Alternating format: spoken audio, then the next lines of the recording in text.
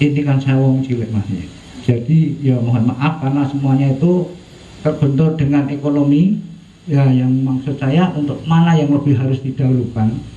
Tapi saya punya niat bahwa saya tetap akan membayar. Itu yang jelas, saya tidak mungkin akan tidak membayar.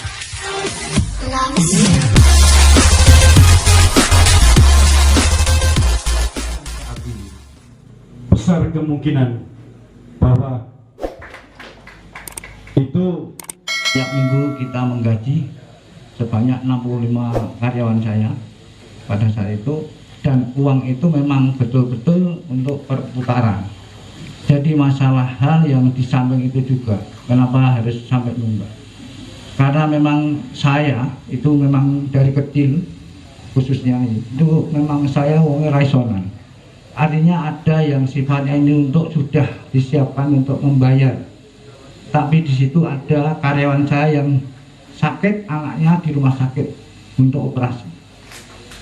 Hal seperti itu kan juga tidak sedikit uang yang harus dikeluarkan, karena memang ini dalam rangka anak yang sedang sakit untuk dioperasi. Terjadi hal-hal yang juga akan sama-sama untuk biaya-biaya yang lainnya. Jadi kita itu kalau penjahit, saya rasa penjenengan akan muter di Solo pun pasti uang juga akan berputar.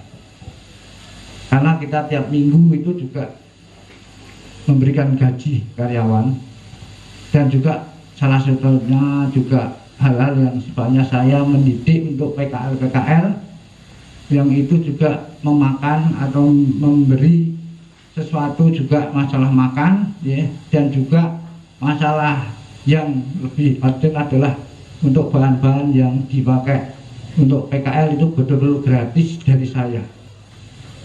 Itu selama 30-an tahun saya mendidik anak-anak dari SMK tentang tata busana, dan ini sepeserpun tidak ada bantuan dari pemerintah, dan ini betul-betul dari saya pribadi.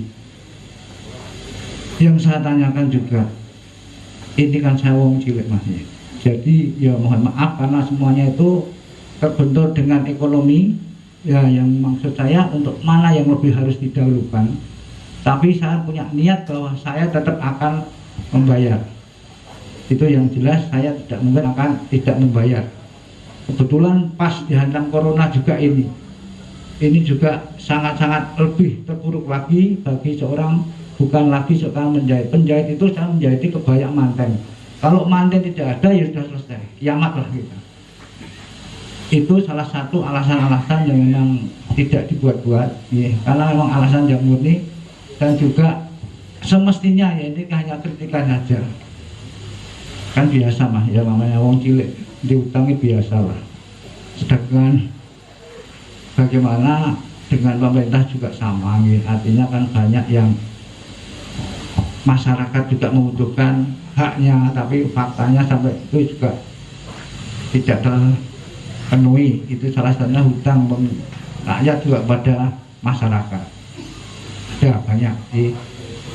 Nah, salah satunya saya bukan masalah untuk gimana-gimana, yang jelas bahwa ini memang keadaan ekonomi sedang terpuruk.